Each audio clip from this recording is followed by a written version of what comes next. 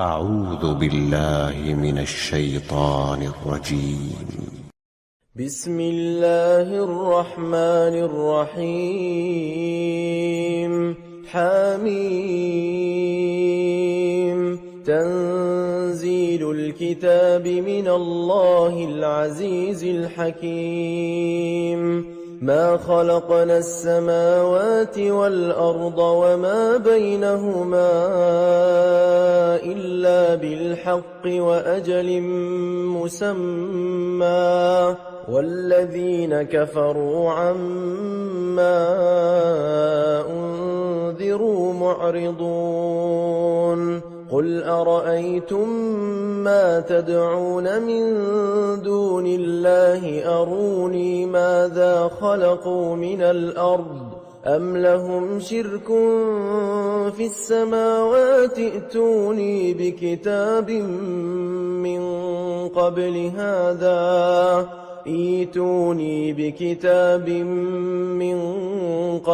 هذا أو أثارة من علم إن كنتم صادقين. ومن أضل ممن يدعو من دون الله من لا يستجيب له إلى يوم القيامة وهم عن دعائهم غافلون.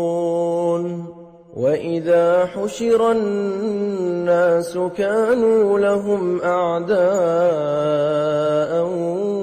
وكانوا بعبادتهم كافرين. وإذا تتلى عليهم آياتنا بينات قال الذين كفروا للحق لما جاءهم هذا سحر مبين. أم يقولون افتراه قل إن افتريته فلا تملكون لي من الله شيئا هو أعلم بما تفيضون فيه كفى به شهيدا بيني وبينكم وهو الغفور الرحيم. قل ما كنت بدعا من الرسل وما أدري ما يفعل بي ولا بكم إن أتبع إلا ما يوحى إلي وما أنا إلا نذير مبين. قل أرأيتم إن كان من عند الله وكفرتم به وشهد شاهد من بني إسرائيل على مثله فآمن واستكبرتم إن الله لا يهدي القوم الظالمين. وقال الذين كفروا للذين آمنوا لو كان خيرا ما سبقونا إليه وإذ لم يهتدوا به فسيقولون هذا إفك قديم. ومن قبله كتاب موسى إماما ورحمة وهذا كتاب مصدق لسانا عربيا لينذر الذين ظلموا وبشرى للمحسنين. إن الذين قالوا ربنا الله ثم استقاموا فلا خوف عليهم ولا هم يحزنون أولئك أصحاب الجنة خالدين فيها جزاء بما كانوا يعملون ووصينا الإنسان بوالديه إحسانا حملته أمه كرها ووضعته كرها وحمله وفصاله 30 شهرا حتى إذا بلغ أشده وبلغ 40 سنة قال رب أوزعني أن أشكر نعمتك التي أنعمت علي وعلى والدي وأن أعمل صالحا ترضاه وأصلح لي في ذريتي إني تبت إليك وإني من المسلمين أولئك الذين نتقبل عنهم أحسن ما عملوا ونتجاوز عن سيئاتهم في أصحاب الجنة وعد الصدق الذي كانوا يوعدون والذي قال لوالديه أف لكما أتعدانني أن أخرج وقد خلت القرون من قبلي وهما يستغيثان الله ويلك آمن إن وعد الله حق فيقول ما هذا إلا أساطير الأولين أولئك الذين حق عليهم القول في أمم قد خلت من قبلهم من الجن والإنس إنهم كانوا خاسرين ولكل درجات مما عملوا وليوفيهم أعمالهم وهم لا يظلمون ويوم يعرض الذين كفروا على النار أذهبتم طيباتكم في حياتكم الدنيا واستمتعتم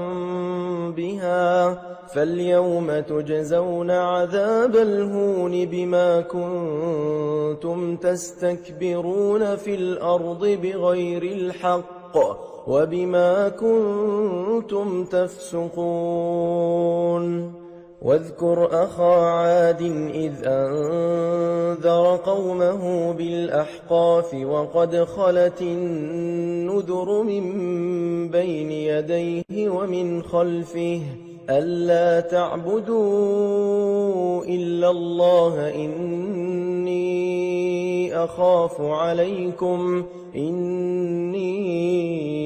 أخاف عليكم عذاب يوم عظيم قالوا أجئتنا لتأفكنا عن آلهتنا فأتنا بما تعدنا إن كنت من الصادقين قال إنما العلم عند الله وأبلغكم ما أرسلت به ولكني أراكم قوما تجهلون فلما رأوه عارضا مستقبل أوديتهم قالوا هذا عارض ممطرنا بل هو ما استعجلتم به ريح فيها عذاب أليم تدمر كل شيء بأمر ربها فأصبحوا لا يرى إلا مساكنهم كذلك نجزي القوم المجرمين ولقد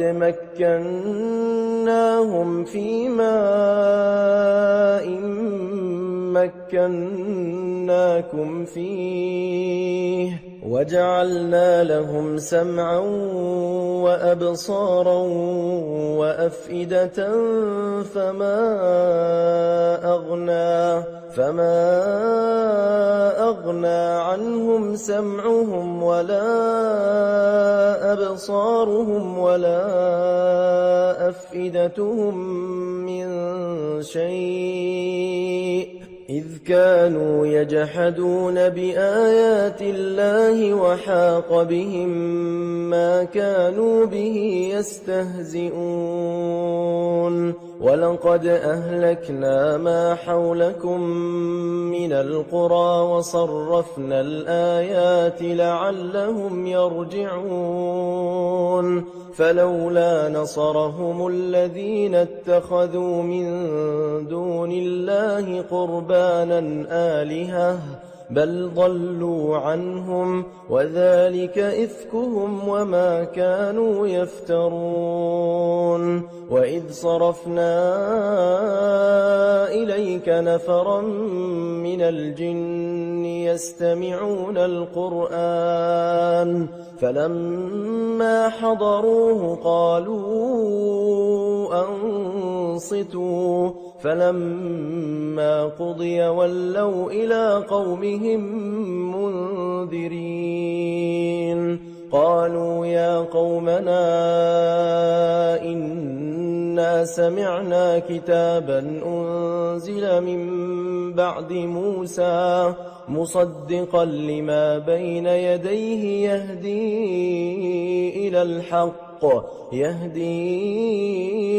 إلى الحق وإلى طريق مستقيم يا قومنا أجيبوا داعي الله وآمنوا به يغفر لكم من ذنوبكم ويجركم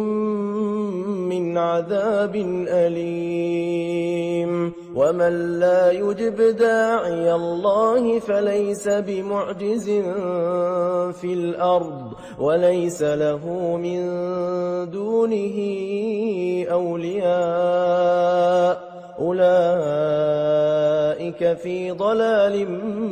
مبين أولم يروا أن الله الذي خلق السماوات والأرض ولم يعي بخلقهن بقادر على أن يحيي الموتى بلى إنه على كل شيء قدير ويوم يعرض الذين كفروا على النار أليس هذا بالحق قالوا بلى وربنا قال فذوقوا العذاب بما كنتم تكفرون فاصبر كما صبر أولو العزم من الرسل ولا تستعجل لهم كأنهم يوم يرون ما يوعدون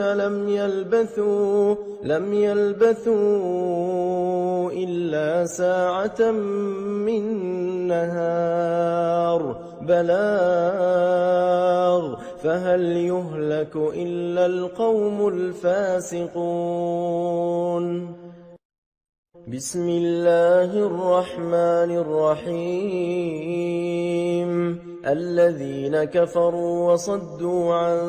سبيل الله أضل أعمالهم والذين آمنوا وعملوا الصالحات وآمنوا بما نزل على محمد وهو الحق من ربهم كفر عنهم سيئاتهم وأصلح بالهم ذلك بأن الذين كفروا اتبعوا الباطل وأن الذين آمنوا اتبعوا الحق من ربهم كذلك يضرب الله للناس أمثالهم فإذا لقيتم الذين الذين كفروا فضرب الرقاب حتى إذا أثخنتموهم فشدوا الوثاق فإما منا بعد وإما فداء حتى تضع الحرب أوزارها ذلك ولو يشاء الله لانتصر منهم ولكن ليبلو بعضكم ببعض والذين قتلوا في سبيل الله فلن يضل أعمالهم سيهديهم ويصلح بالهم ويدخلهم الجنة عرفها لهم يا أيها الذين آمنوا إن تنصروا الله ينصركم ويثبت أقدامكم والذين كفروا فتعسا لهم وأضل أعمالهم ذلك بأنهم كرهوا ما أنزل الله فأحبط أعمالهم أفلم يسيروا في الأرض فينظروا كيف كان عاقبة الذين من قبلهم دمر الله عليهم وللكافرين أمثالها ذلك بأن الله مولى الذين آمنوا وأن الكافرين لا مولى لهم إن الله يدخل الذين آمنوا وعملوا الصالحات جنات تجري من تحتها الأنهار والذين كفروا يتمتعون ويأكلون كما تأكل الأنعام والنار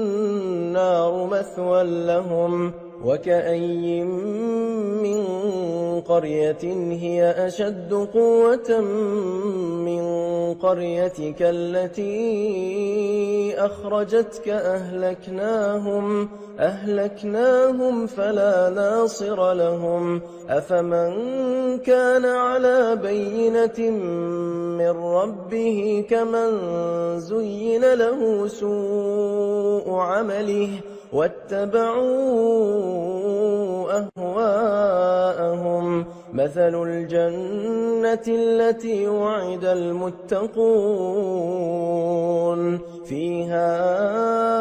أنهار من ماء غير آسن وأنهار من لبن لم يتغير طعمه وأنهار من خمر لذة للشاربين وأنهار من عسل مصفى ولهم فيها من كل الثمرات ومغفرة من ربهم كمن هو خالد في النار وسقوا ماء حميما فقطع أمعاءهم ومنهم من يستمع إليك حتى إذا خرجوا من عندك قالوا للذين أوتوا العلم ماذا قال آنفا أولئك الذين طبع الله على قلوبهم واتبعوا أهواءهم والذين اهتدوا زادهم هدى وآتاهم تقواهم فهل ينظرون إلا الساعة أن تأتيهم بغتة فقد جاء أشراطها فأنى لهم إذا جاءتهم ذكراهم فاعلم أنه لا إله إلا الله واستغفر لذنبك وللمؤمنين والمؤمنات والله يعلم متقلبكم ومثواكم. ويقول الذين آمنوا لولا نزلت سورة فإذا أنزلت سورة محكمة وذكر فيها القتال رأيت الذين في قلوبهم مرض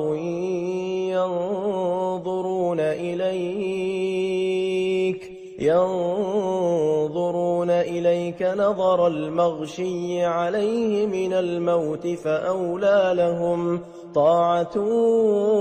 وقول معروف. فإذا عزم الأمر فلو صدقوا الله لكان خيرا لهم. فهل عسيتم إن توليتم أن تفسدوا في الأرض وتقطعوا أرحامكم أولئك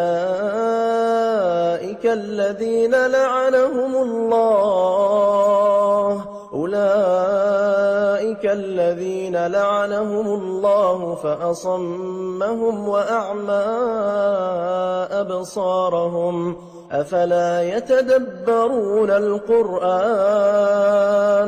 أم على قلوب أقفالها إن الذين ارتدوا على أدبارهم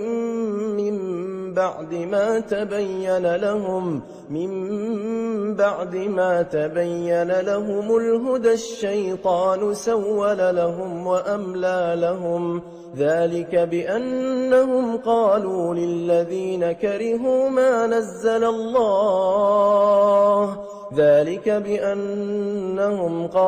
للذين كرهوا ما نزل الله سنطيعكم في بعض الأمر والله يعلم إسرارهم فكيف إذا توفتهم الملائكة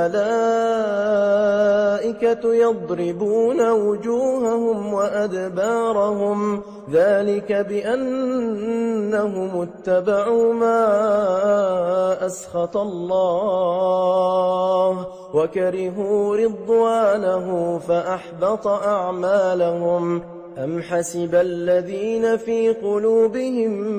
مرض أن لن يخرج الله أضغانهم ولو نشاء لأريناكهم فلعرفتهم بسيماهم ولتعرفنهم في لحن القول والله يعلم أعمالكم ولنبلونكم حتى نعلم المجاهدين منكم والصابرين ونبلو أخباركم إن الذين كفروا وصدوا عن سبيل الله وشاقوا الرسول من بعد ما تبين لهم الهدى لن يضروا الله شيئا وسيحبط أعمالهم. يا أيها الذين آمنوا أطيعوا الله وأطيعوا الرسول ولا تبطلوا أعمالكم إن الذين كفروا وصدوا عن سبيل الله ثم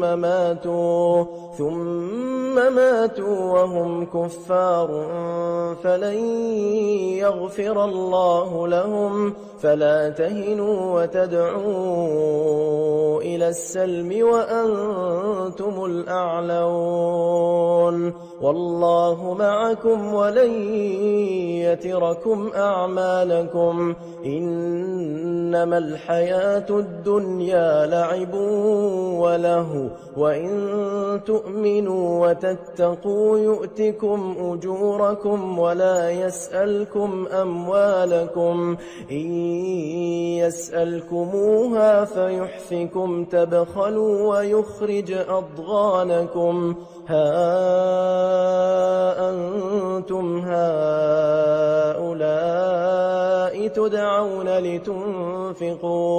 تدعون لتنفقوا في سبيل الله فمنكم من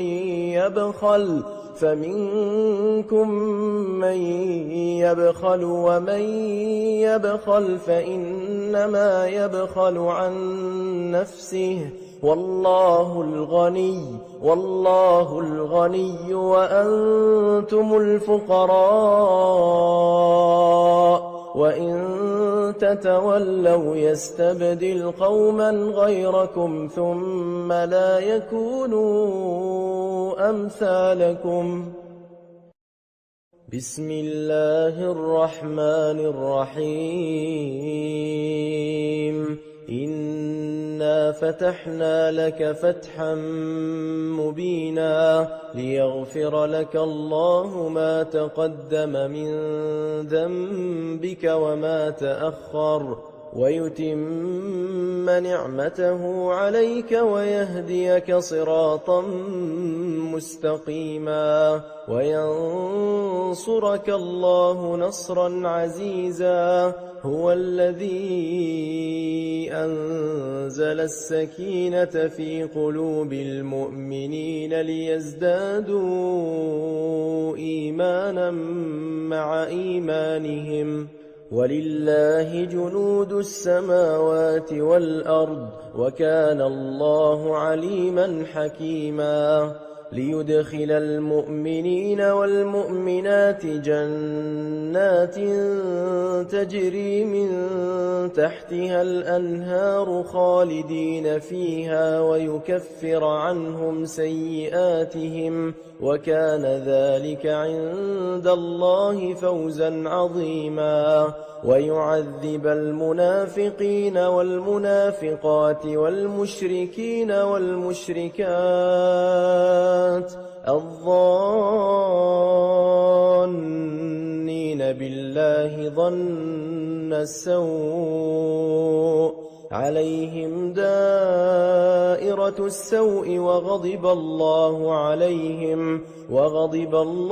عليهم ولعنهم وأعد لهم جهنم وساءت مصيرا. ولله جنود السماوات والأرض وكان الله عزيزا حكيما. إنا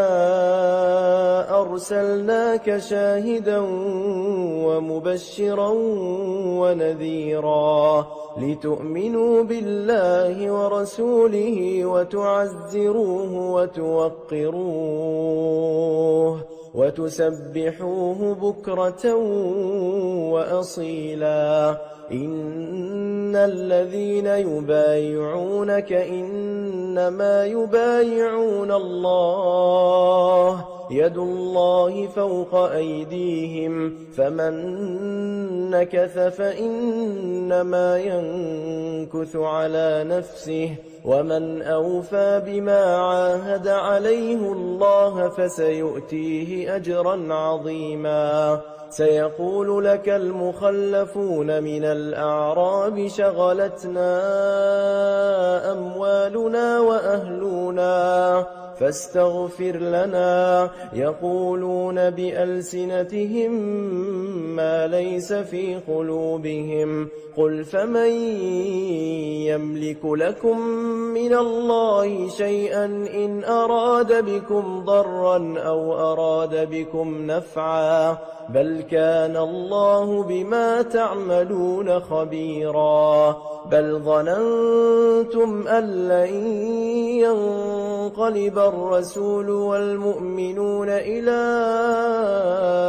أهليهم أبدا أبدا وزين ذلك في قلوبكم وظننتم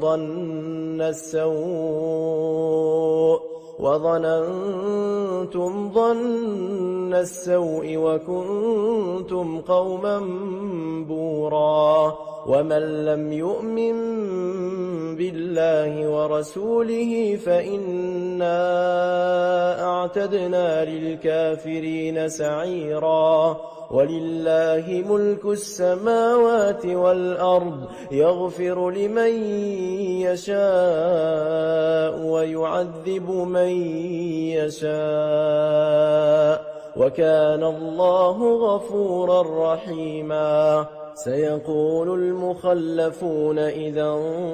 انطلقتم إلى مغانم لتأخذوها ذرونا نتبعكم يريدون أن يبدلوا كلام الله قل لن تتبعونا كذلكم قال الله من قبل فسيقولون بل تحسدوننا بل كانوا لا يفقهون إلا قليلا قل للمخلفين من الأعراب ستدعون إلى قوم أولي بأس شديد تقاتلونهم أو يسلمون فإن تطيعوا يؤتكم الله أجرا حسنا وإن تتولوا كما توليتم من قبل يعذبكم عذابا أليما ليس على الأعمى حرج ولا على الأعرج حرج ولا على المريض حرج ومن يطع الله ورسوله يدخله جنات تجري من تحتها الأنهار ومن يتولى يعذبه عذابا أليما لقد رضي الله عن المؤمنين إذ يبايعونك تحت الشجرة فعلم ما في قلوبهم فأنزل السكينة عليهم وأثابهم فتحا قريبا ومغانم كثيرة يأخذونها وكان الله عزيزا حكيما وعدكم الله مغانم كثيرة تأخذونها فعجل لكم هذه وكف أيدي الناس عنكم ولتكون آية للمؤمنين ويهديكم صراطا مستقيما وأخرى لم تقدروا عليها قد أحاط الله بها وكان الله على كل شيء قديرا ولو قاتلكم الذين كفروا لولوا الأدبار ثم لا يجدون وليا ولا نصيرا سنة الله التي قد خلت من قبل ولن تجد لسنة الله تبديلا وهو الذي كف أيديهم عنكم وأيديكم عنهم ببطن مكة من بعد أن أظفركم عليهم وكان الله بما تعملون بصيرا هم الذين كفروا وصدوكم عن المسجد الحرام والهدي معكوفا أن يبلغ محله ولولا رجال مؤمنون ونساء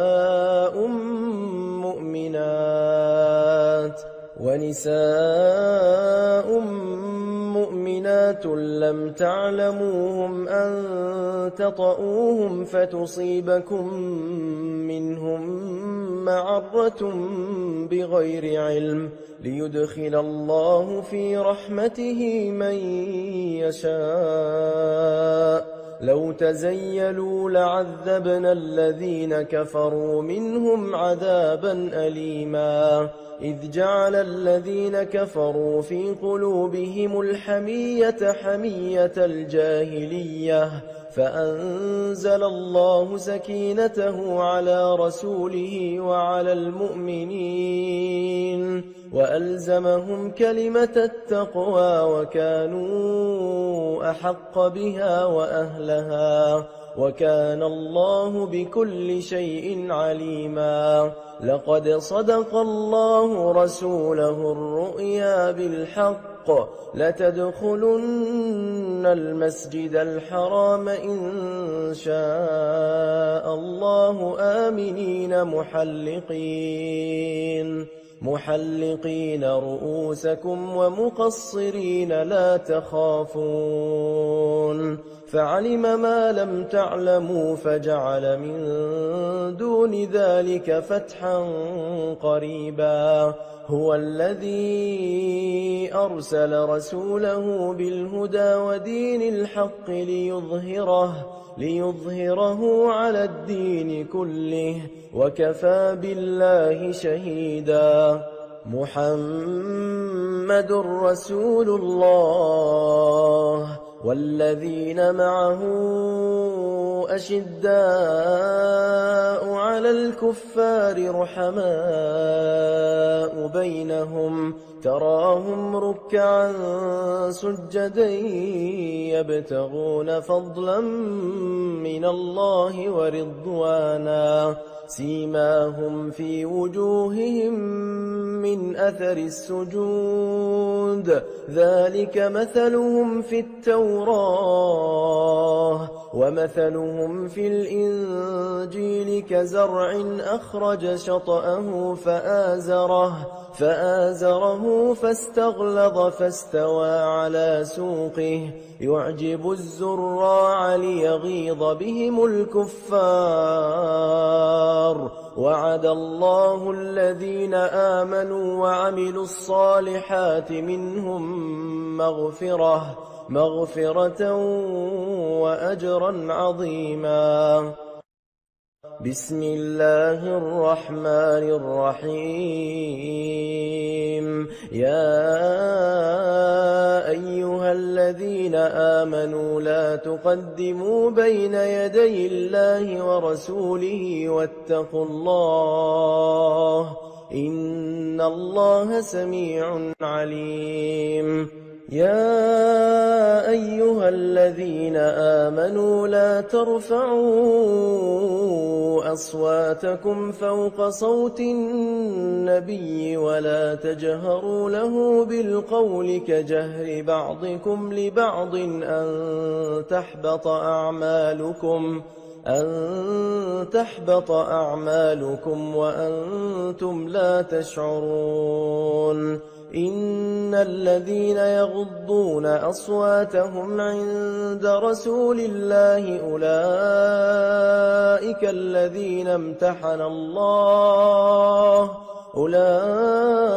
الذين امتحن الله قلوبهم للتقوى لهم مغفرة وأجر عظيم. إن الذين ينادونك من وراء الحجرات أكثرهم لا يعقلون. ولو أنهم صبروا حتى تخرج إليهم لكان خيرا لهم والله غفور رحيم. يا أيها الذين آمنوا إن جاءكم فاسق بنبأ فتبينوا أن تصيبوا قوما بجهالة فتصبحوا على ما فعلتم نادمين. واعلموا أن فيكم رسول الله لو يطيعكم في كثير من الأمر لعنتم ولكن الله حبب إليكم الإيمان وزينه في قلوبكم وكره إليكم الكفر والفسوق والعصيان أولئك هم الراشدون فضلا من الله ونعمه والله عليم حكيم وإن طائفتان من المؤمنين اقتتلوا فأصلحوا بينهما فإن بغت إحداهما على الأخرى فقاتلوا التي تبغي حتى تفيء إلى أمر الله فإن فاءت فأصلحوا بينهما بالعدل وأقسطوا إن الله يحب المقسطين إنما المؤمنون إخوة فأصلحوا بين أخويكم واتقوا الله لعلكم ترحمون يا أيها الذين آمنوا لا يسخر قوم من قوم عسى أن يكونوا خيرا منهم ولا نساء من نساء عسى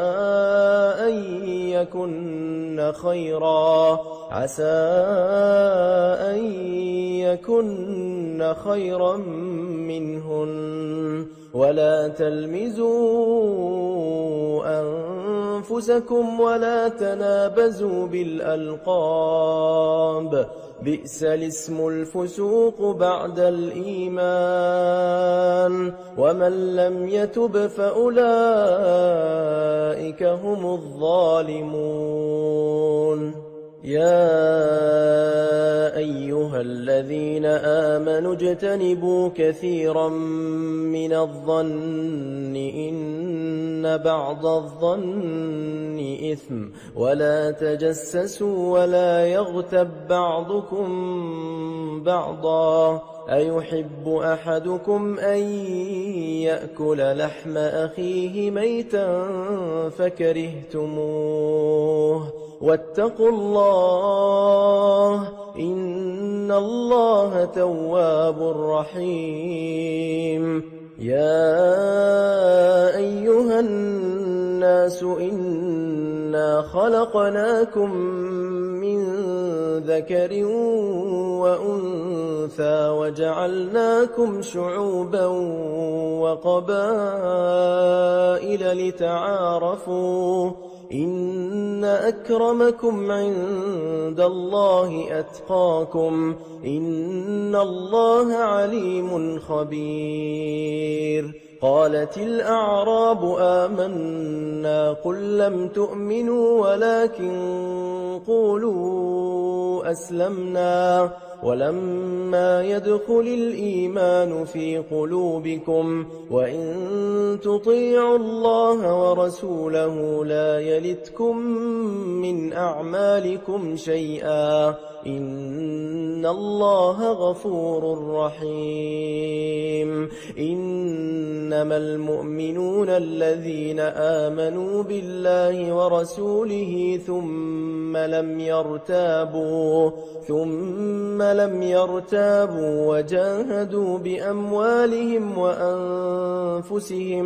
وجاهدوا بأموالهم وأنفسهم في سبيل الله أولئك هم الصادقون قل أتعلمون الله بدينكم والله يعلم ما في السماوات وما في الأرض والله بكل شيء عليم يمنون عليك أن أسلموا قل لا تمنوا علي إسلامكم بل الله يمن عليكم أن هداكم للإيمان إن كنتم صادقين إن الله يعلم غيب السماوات والأرض والله بصير بما تعملون بسم الله الرحمن الرحيم قاف والقرآن المجيد بل عجبوا أن جاءهم منذر منهم فقال الكافرون هذا شيء عجيب أإذا متنا وكنا ترابا ذلك رجع بعيد قد علمنا ما تنقص الأرض منهم وعندنا كتاب حفيظ بل كذبوا بالحق لما جاءهم فهم في أمر مريج أفلم ينظروا إلى السماء فوقهم كيف بنيناها وزيناها وما لها من فروج والأرض مددناها وألقينا فيها رواسي وأنبتنا فيها من كل زوج بهيج تبصرة وذكرى لكل عبد منيب ونزلنا من السماء ماء مباركا فأنبتنا به جنات وحب الحصيد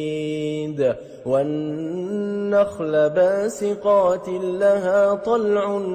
نضيد رزقا للعباد وأحيينا به بلدة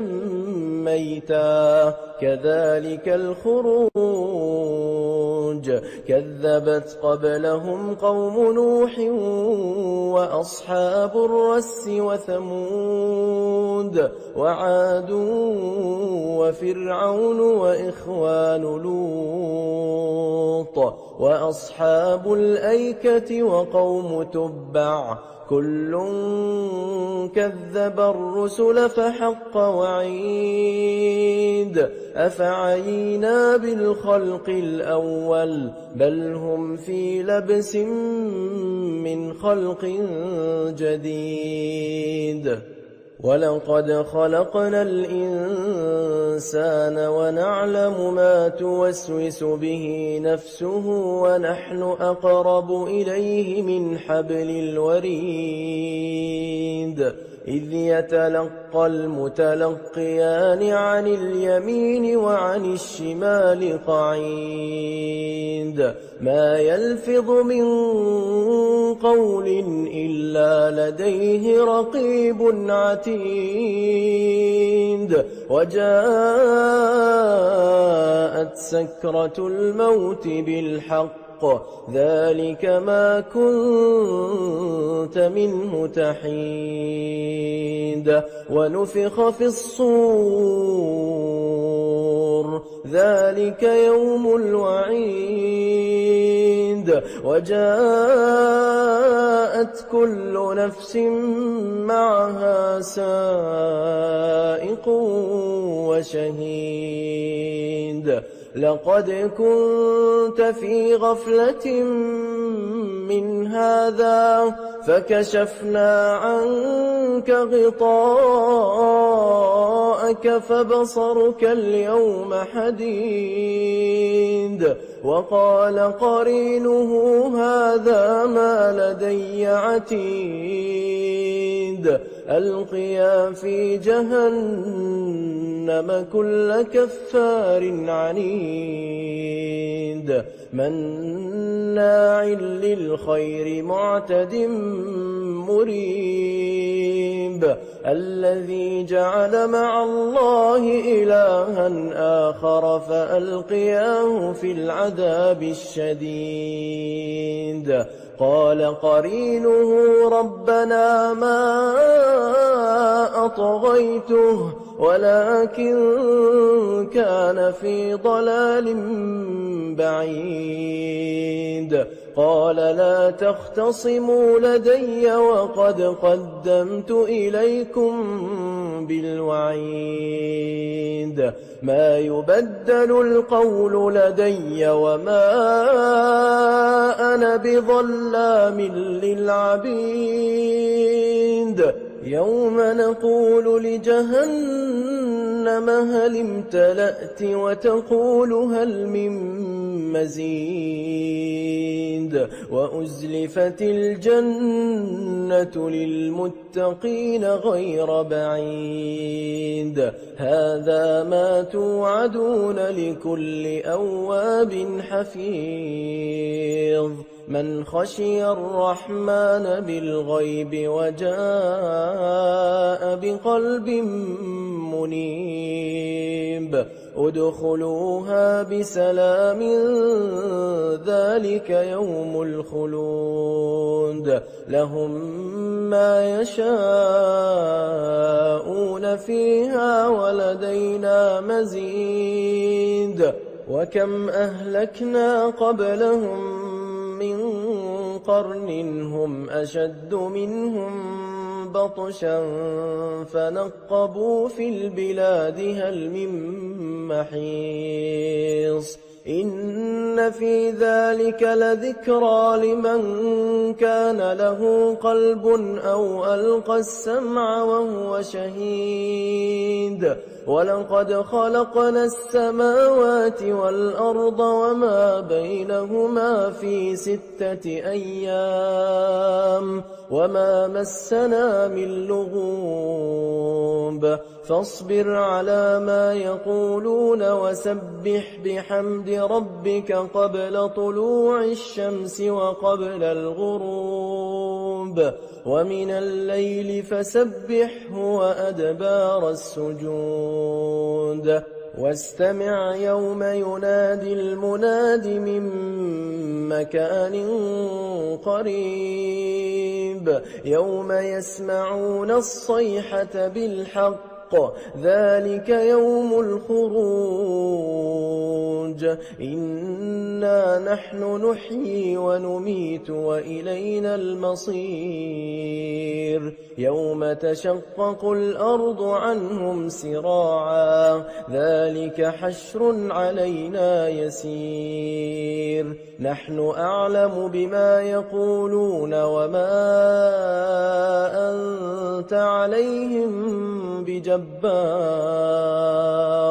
فذكر بالقرآن من يخاف وعيد بسم الله الرحمن الرحيم والذاريات ذروا فالحاملات وقرا فالجاريات يسرا فالمقسمات أمرا إنما توعدون لصادق وإن الدين لواقع والسماء ذات الحبك إنكم لفي قول مختلف يؤفك عنه من أفك قتل الخراصون الذين هم في غمرة ساهون يسألون أيان يوم الدين يوم هم على النار يفتنون ذوقوا فتنتكم هذا الذي كنتم به تستعجلون إن المتقين في جنات وعيون آخذين ما آتاهم ربهم إنهم كانوا قبل ذلك محسنين كانوا قليلا من الليل ما يهجعون وبالأسحار هم يستغفرون وفي أموالهم حق للسائل والمحروم وفي الأرض آيات للموقنين وفي أنفسكم أفلا تبصرون وفي السماء رزقكم وما توعدون فورب السماء